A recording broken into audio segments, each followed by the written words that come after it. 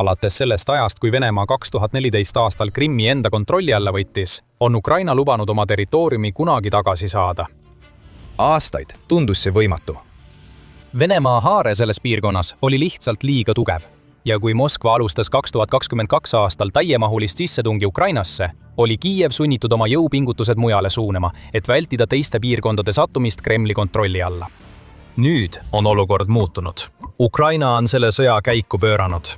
See kogub kiiresti hoogu. Ja äkitselt ei tundu Krimmi vabastamine enam võimatu unistusena, vaid väga reaalse võimalusena. Kuna Ukraina väed katkestavad aeglaselt, kuid kindlalt ühendusi, mis seovad piirkonda Venemaaga, nõrgestades Kremli haaret ja sillutades potentsiaalselt teed millelegi palju suuremale. See oli ammu tulemas. See oli üle 10 aasta tagasi, kui Venemaa president Vladimir Putin andis käsu Krimmi poolsaare jõuga ülevõtmiseks. Ta väitis, et see oli see, mida rahvas soovis, ning et Krimm on alati olnud ja peaks alati jääma Venemaa osaks. Paljud inimesed nii piirkonnas kui ka mujal Ukrainas olid sellele tugevalt vastu, kuid Vladimiri Putini operatsioon oli üllatavalt hästi planeeritud ja läbi viidud, jättes Kiievile vähe võimalusi peale vastumeelse olukorraga leppimise.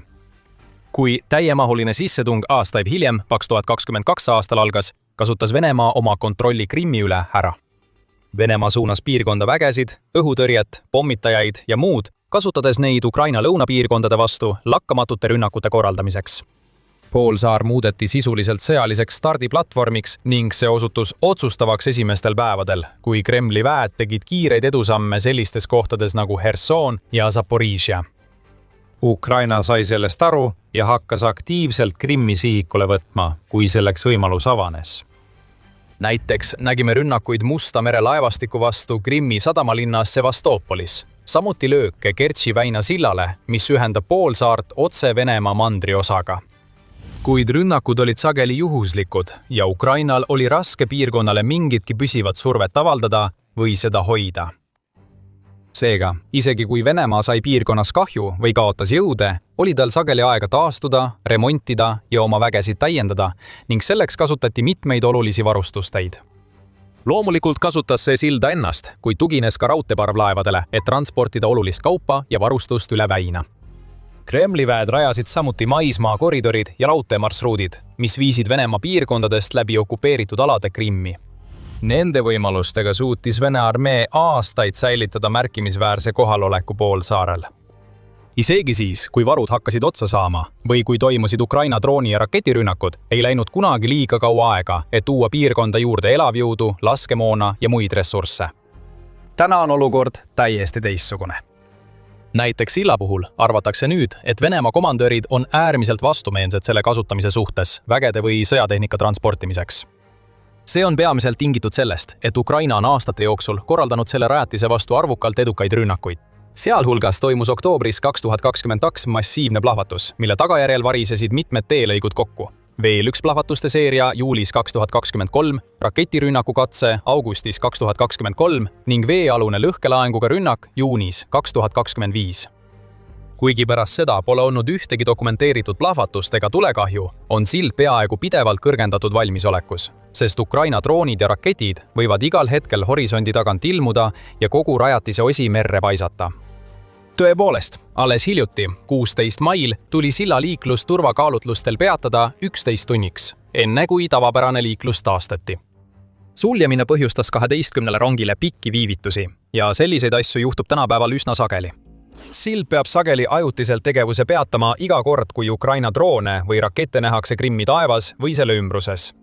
Isegi ilma sillata suutis Venemaa siiski kasutada arvukaid raudteeparvlaevu, et viia inimesi ja kaupu üle Kertši väina.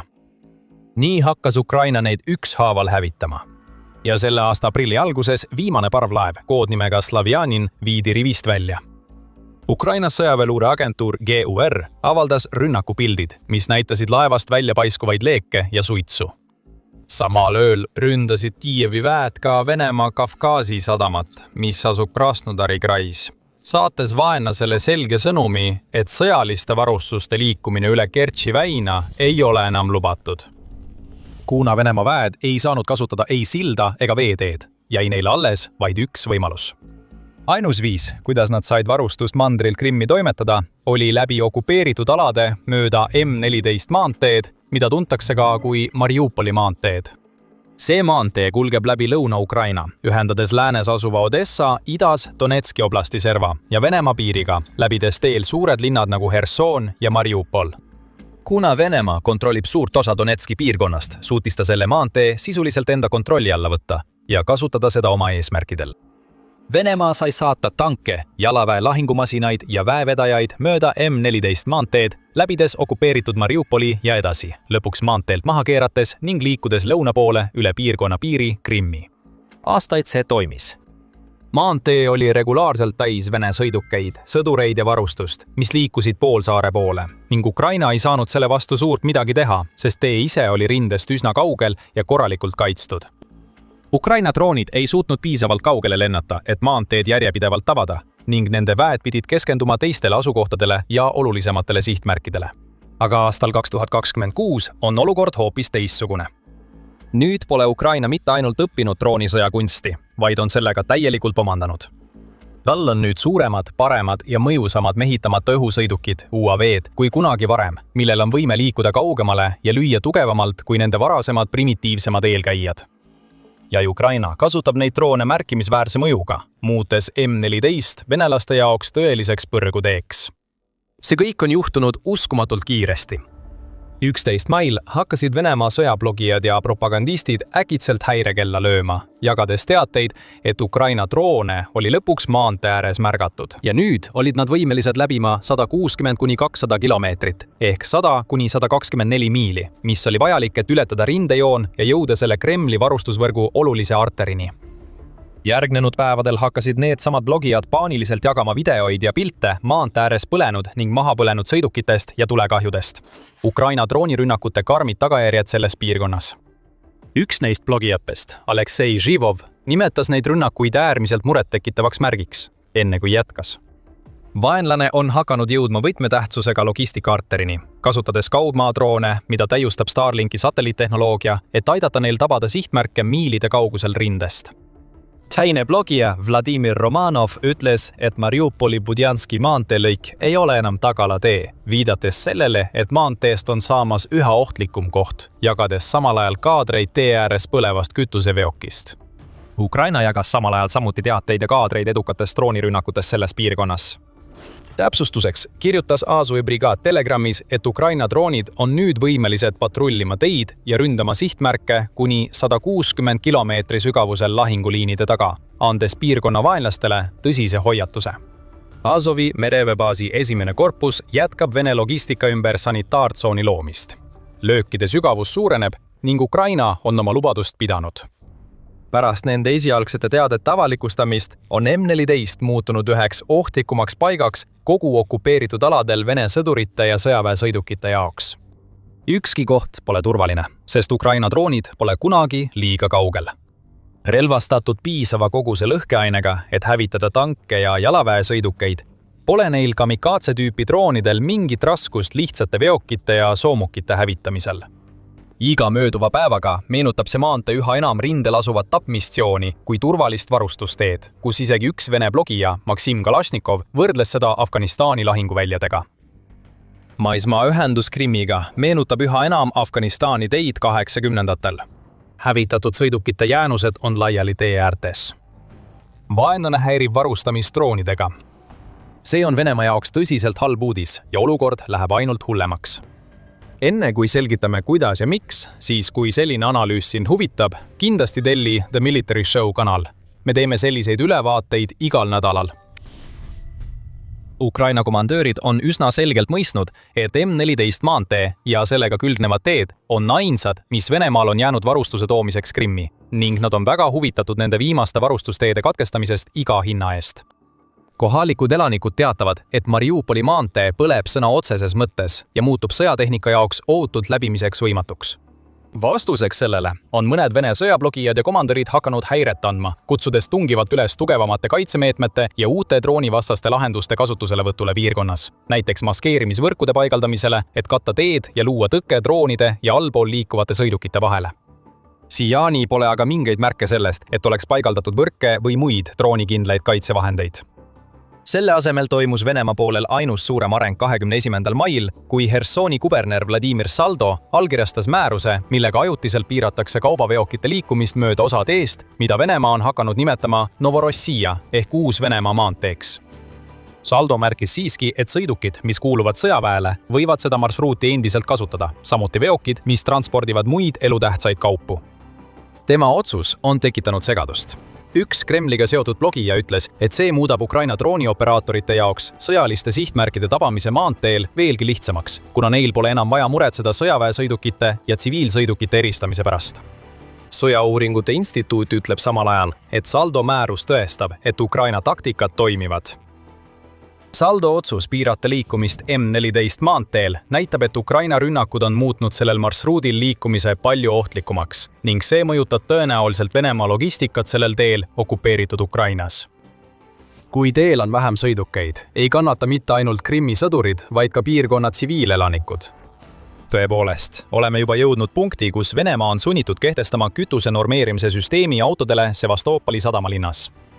Seal, 23. mail teatasid uudisteagentuurid, et kohalik kuberner Mihhail Razvozajev avaldas, et määratlemata logistiliste probleemide tõttu on kütusemüük linnas, mis on kogu Krimmi suurim, piiratud vaid 20%-ni. 20 liitrit ehk 5,3 gallonit sõiduki kohta, kuni olukord paraneb.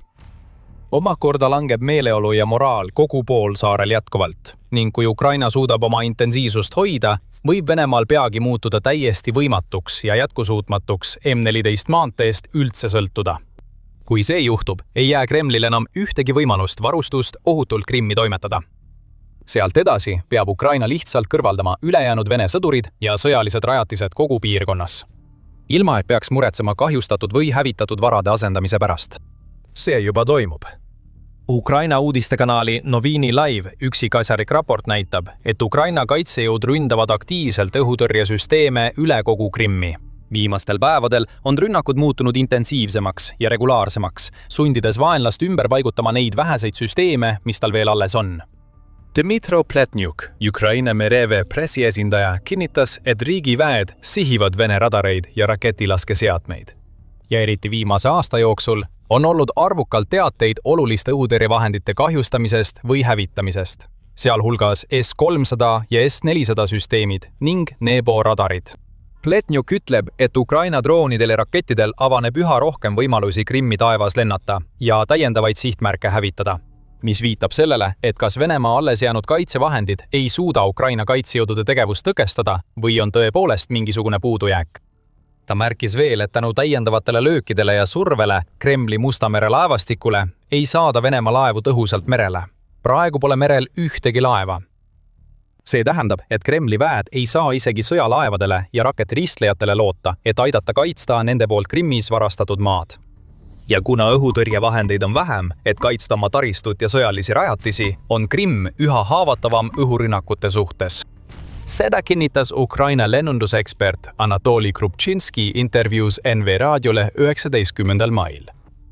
Krupčinski sõnul hakkab Ukraina nägema Venemaa varasid Krimmis kui kerget saaki mehitamata rünnakuteks, lisades, et Kiiev kasutab nii õhu- kui ka meredroone, et hävitada seda, mis on jäänud Kremli rannikukaitsetest. Krimm on meie jaoks kergesti tulistatavaks. Venelased saavad sellest aru, kuigi nad üritavad sinna jätkuvalt rohkem elektroonilise sõjapidamise ja õhutõrjesüsteeme saata. Ta jätkas väites, et mida rohkem selliseid rünnakuid toimub, seda enam kaotab Venemaa järk-järgult võime kaitsta oma rajatisi kogu poolsaarel. Ta tõi näiteks arvukad edukad rünnakud Belbeki lennuväljale, kus Ukraina suutis hiljuti hävitada Pantsir S2 õhutõrjesüsteemi ning mitu muud taristuelementi ja on varem hävitanud MiG-31 tõrjelennukeid ning muid olulisi vaenlase vahendeid. Kokkuvõtteks ütles ekspert, et Krimmist on saanud lihtne sihtmärk ning Ukraina on saavutanud seal õhuruumis pariteedi, hetkel küll mehitamata süsteemide, mitte mehitatud lennukite abil. Kuid pariteet on alles algus. Ukraina ei taha olla Venemaaga Krimmis lihtsalt võrdses seisus. Ta soovib vaenlase sellest territooriumist lõplikult välja tõrjuda. Tõepoolest, Ukraina president Volodõmõr Zelenski on korduvalt väljendanud oma soovi näha oma riiki täielikult taastatuna, nii et iga Venemaa poolt riivatud maatükk tagastatakse õigustatud omanikule. See hõlmab mitte ainult Donetski, Luhanski, Hersoni ja Zaporižja alasid, vaid ka Krimmi. Ja hoolimata sellest, et Krimm asub rindest nii kaugel, näib see muutuvat üheks lihtsamini vabastatavaks piirkonnaks Ukraina jaoks. Ukraina väed isoleerivad seda piirkonda edukalt. Nad hävitavad selle kaitserajatisi ja muudavad Venemaad selle hoidmise peaaegu võimatuks.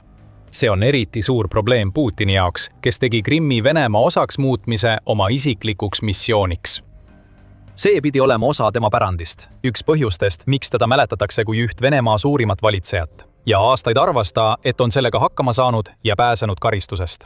Ja ta nautis lugematute venelaste imetlust, kes on sellest ajast eale läinud Krimmi elama või naudivad seal päikeselisi suvepuhkusi.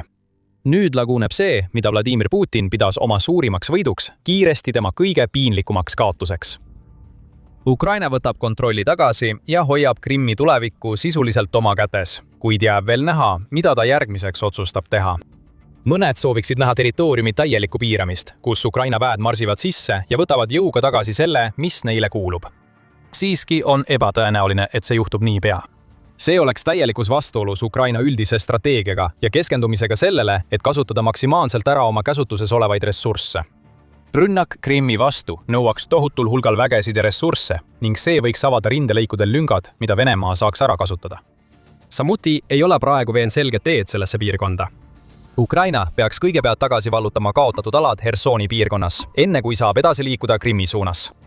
Selle asemel näeme tõenäoliselt pidevat ja üha intensiivsemat õhurünnakut sellele piirkonnale. Üha rohkem droone hakkab hõljuma Mariupoli maante kohal, valmis ründama kõiki Vene sõjaväesõidukeid, mis julgevad sellele teekonnale asuda. Võib juhtuda, et peagi muutub Putini vägede jaoks selle tee kasutamine täiesti võimatuks, mis viib piirkonna veelgi suuremasse kaosesse, kuna kütuse, toidu ja laskemoonavoog aeglustub peaaegu seiskumiseni. Seni kaua jätkavad tõenäoliselt Ukraina droonid ja raketid sõjaliste objektide hävitamist kogu poolsaarel, õõnestades Kremli kontrolli ja tõestades sealsetele elanikele, et isegi näiliselt võimas Vene armee ei suuda neid tegelikult kaitsta. Ja mitte ainult Krimmis ei tee Ukraina suuri edusamme. Saad rohkem teada, kuidas riigiväed koguvad kiiresti hoogu ja muudavad rindelõikudel jõudude vahekorda selles videos. Või vaata seda videot, et näha, kuidas Putin seisab silmitsi võimaliku režiimi lõppu tähistava kontrolli kaotusega Venemaa Kaug-Ida piirkondade üle, samal ajal kui Hiina ja Põhja-Korea asuvad olukorda halastamatult enda kasuks ära kasutama. Ära unusta tellida The Military Show'd, et saada rohkem värskeid uudiseid, ülevaateid ja analüüse Venemaa-Ukraina sõja ning teiste suurte konfliktide kohta üle maailma. Ja aitäh vaatamast!